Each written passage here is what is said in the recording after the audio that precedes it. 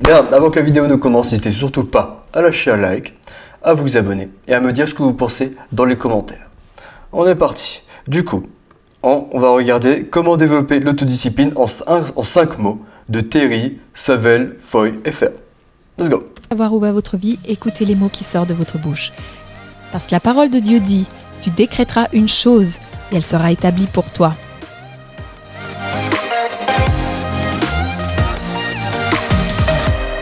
Hey, Ouh là là, là on va partir sur un truc un peu... oui, il faut dire des mots, nanani, des mots qui vont être positifs, qui vont vous permettre d'aller de l'avant. je suis Terry Savelle Foy, votre pom-pom girl de rêve. Je vais vous parler aujourd'hui de la façon... Pom. Alors, on va pas dire de rêve, on va dire de cauchemar. Je pense que ça sera bien plus adéquat. Pom girl de cauchemar, je pense que ça sera mieux. de développer l'autodiscipline en 5 mots Honnêtement, qui veut d'elle en tant que pom girl de rêve? simples.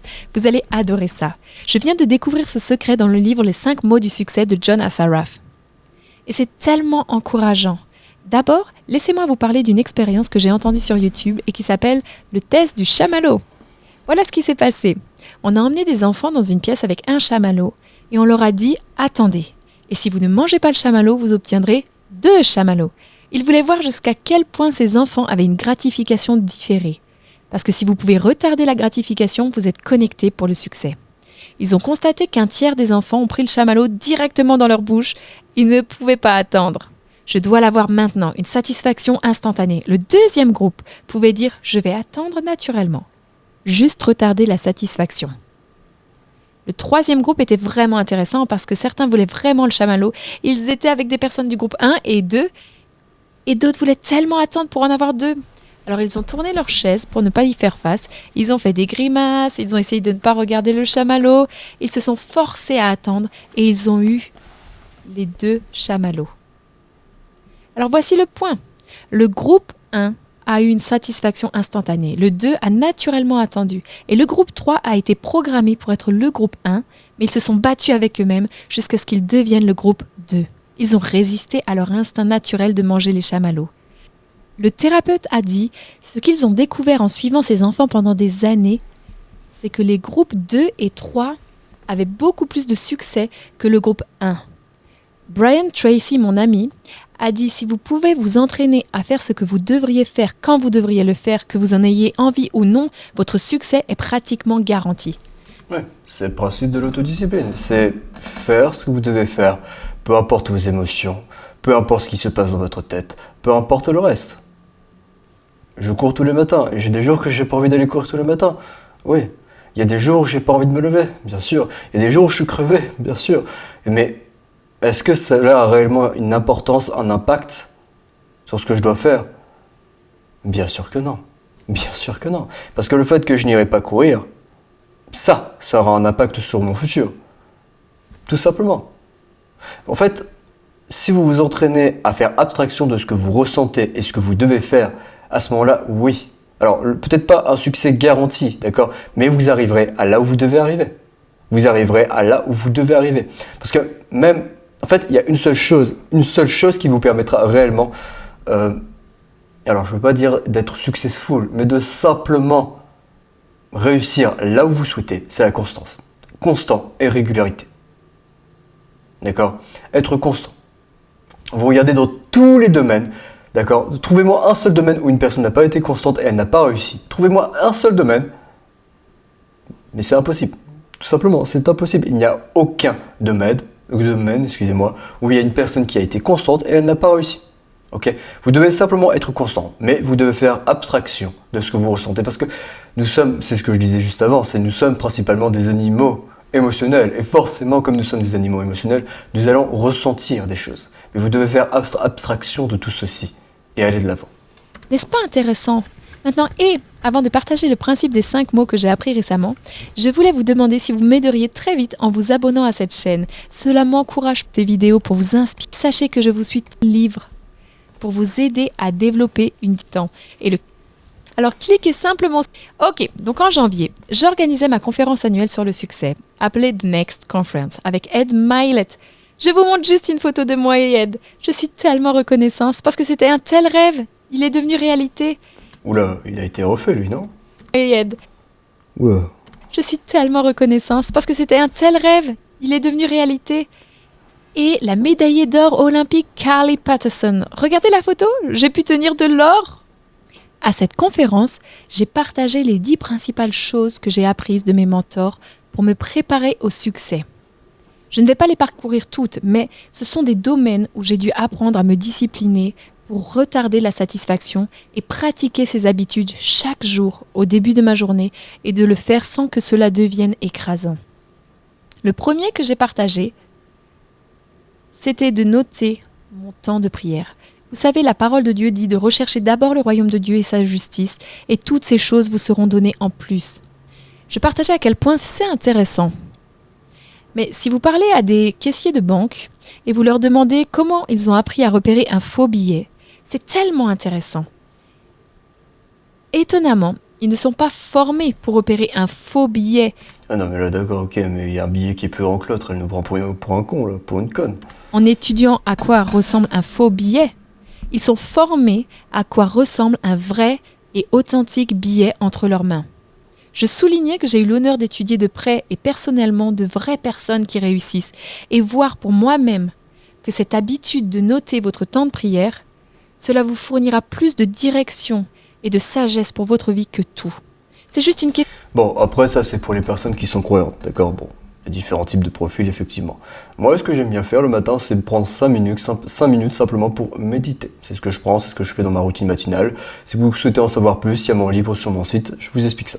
De le faire et d'en faire une priorité chaque matin. J'ai aussi partagé l'importance de savoir que vous êtes un étudiant à vie et que vous lisez. Fact, tellement vrai. Vous êtes un étudiant à vie. Vous savez, la personne qui connaît on va prendre la personne qui connaît le plus dans ce monde, elle ne connaît simplement que 3% des connaissances de tout le monde, de tout ce monde. 3%. Vous êtes un étudiant à vie, c'est une réalité.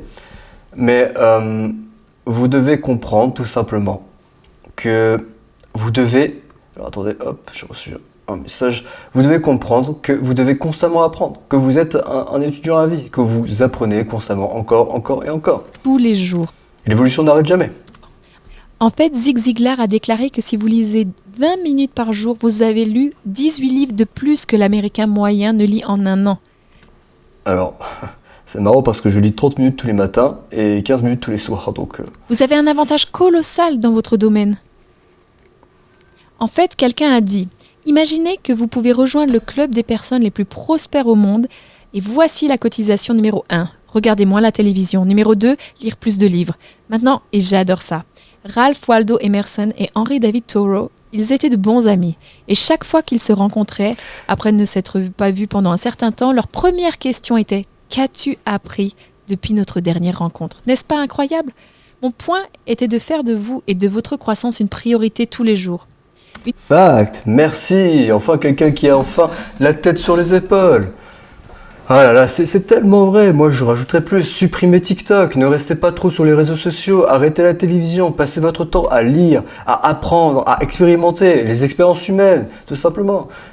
Moi je vous conseille simplement de ça, de vivre, de vous améliorer constamment et de ne pas perdre votre temps à stocker de la dopamine en mangeant de la merde, en passant votre temps sur TikTok ou je sais pas quoi, sur YouTube, passez pas trop votre temps dessus. Simplement avancez, simplement allez de l'avant, simplement réussissez dans votre vie personnelle et professionnelle, en apprenant constamment, tous les jours, et en faisant les bonnes choses, les bons choix. Une autre habitude qui change la vie, et il y a une raison pour laquelle je vous dis cela, est le fait de parler positivement de vous-même.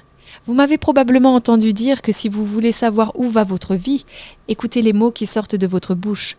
Juste parce que la parole de Dieu dit que vous... Alors, pas d'accord. Je pense que si vous voulez savoir où va votre vie, regardez vos pensées. Parce que c'est quelque chose qui est complètement fou, mais la majorité des choses que vous allez penser, ça va refléter, en fait, de votre vie future. D'accord? Plus vous allez penser à quelque chose, plus vous allez l'attirer. C'est la loi de l'attraction. D'accord? Bon, j'en ferai une vidéo si vous souhaitez. Mais vous devez comprendre que vous devez avancer en pensant à ce que vous voulez devenir. D'accord? Si vous voulez faire attention à ce que vous allez devenir, observez vos pensées. Parce que vos pensées deviendront vos actions deviendront vos habitudes, et vos habitudes deviendront ce que vous êtes actuellement. Donc, vous devez vérifier, surveiller vos pensées, et non pas vos mots. décrétez une chose et elle sera établie pour vous. J'aime l'histoire de Lisa Nichols. Elle a dit qu'elle avait été diagnostiquée comme étant cliniquement déprimée en 98. Je n'aime pas cette partie, mais elle a dit cliniquement déprimée. Cela n'avait pas de sens. Cependant, son fiancé était bipolaire. Il a arrêté de prendre ses médicaments. Il l'a balancée à travers la pièce, l'a étouffée jusqu'à ce qu'elle s'évanouisse. Finalement, elle est sortie de cette relation et elle a dit qu'elle était juste différente. Sa mère a insisté pour qu'elle aille chez le médecin, alors elle a dit qu'elle était assise sur une table et le médecin arrive avec une ordonnance et dit « Lisa, tu es cliniquement déprimée ». Elle a dit ce qu'elle a lu sur l'ordonnance, ça disait « Prozac » avec son nom dessus. Et elle a pensé, ce n'a pas de sens, mon nom avec Prozac dessus. Elle a dit, docteur, voulez-vous dire que je suis triste ? Le docteur a dit très, très triste. Elle a dit, puis-je essayer quelque chose maintenant ? Et non, je ne vous recommande pas d'arrêter de prendre vos médicaments. Mais son médecin a accepté. Le médecin de Lisa Nichols a dit, oui, je vais vous laisser essayer quelque chose. Mais je veux vous voir dans 30 jours. Eh bien, elle est rentrée chez elle et elle a dit chaque jour, elle s'est vue dans le miroir et elle a déclaré sur elle. Je suis confiante, je suis belle, je réussis, je suis très favorisée de Dieu. Ouais, en fait, ce qu'elle est en train de dire, ce qu'elle est en train de répéter, bon, pour certains, ça serait anodin, mais c'est simplement des affirmations. Le fait de répéter ceci, bon, c'est un processus par rapport à l'inconscient. Le fait de répéter certaines phrases, ça vous permet de... je saurais pas comment vous l'expliquer d'une façon simple, parce que c'est un processus complexe. Ça prendrait énormément de temps à expliquer, mais le fait de répéter des phrases affirmatives de façon positive et de les répéter constamment, ça fait partie aussi de la loi d'attraction. Parce que ces phrases que vous allez répéter consciemment, ça va vous permettre d'attirer ce que vous souhaitez réellement. D'accord ? C'est des affirmations. D'accord ? Je pense que j'en avais parlé. Déjà, je pense que j'en parle aussi dans ma préface de livre, Les secrets de la discipline. Et aussi, je pense qu'il y a un très bon livre qui s'appelle Miracle Morning de Hal Elrod. Je pense que c'est ça. Et je pense que c'est dans ce livre et il vous parle des affirmations et comment ça peut changer votre vie. Si certains ça vous intéresse. Tous les jours, parce qu'elle a dit qu'elle avait oublié qui elle était. Alors tous les jours, pendant 25 minutes, elle a juste parcouru les « je suis » tous les jours. Je suis, je suis, je suis. Elle est revenue 30 jours plus tard et elle était en feu, juste en train de parler. Le médecin a dit « Attends !» Alors, 30 jours... Alors, habituellement, le fait de répéter des affirmations ne prend pas 30 jours, ça prend entre 2 à 4 mois. D'accord, ça a été prouvé scientifiquement. Donc, 30 jours, c'est un peu court. Peut-être qu'elle l'a répété plusieurs fois, plus que la majorité.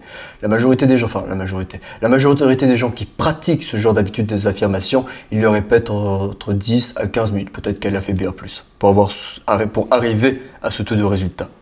Je dois vous arrêter, elle a dit. Qu'est-ce que vous prenez ? Puis-je en avoir ? Elle a dit, je prends juste un peu de moi.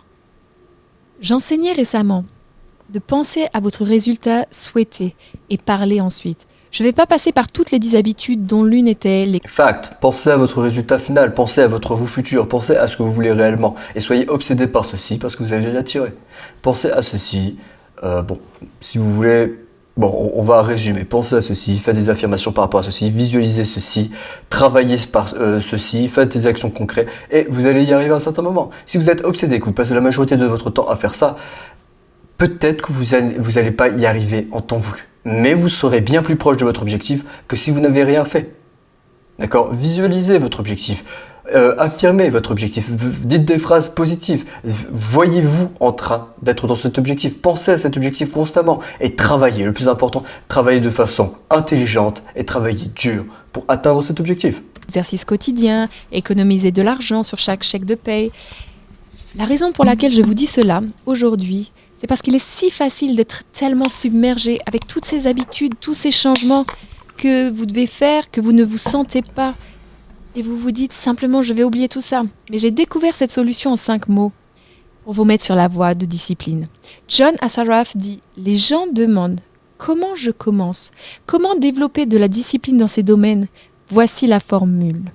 Réduisez-le au ridicule. Le réduire au ridicule. Exactement, c'est la technique des petits pas.